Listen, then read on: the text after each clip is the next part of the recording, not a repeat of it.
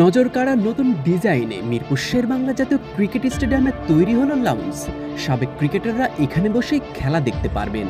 নির্মাণ কাজ শেষ, বিসিবির সভাপতি তামিম ইকবাল লাউঞ্জ পরিদর্শন করলেন।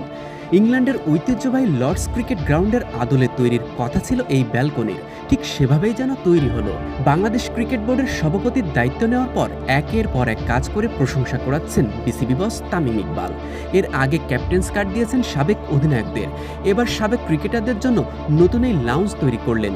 দেশের জার্সিতে যারা একটি হলো ম্যাচ খেলেছেন তারা এই ব্যালকনিতে বসে খেলা দেখতে পারবেন।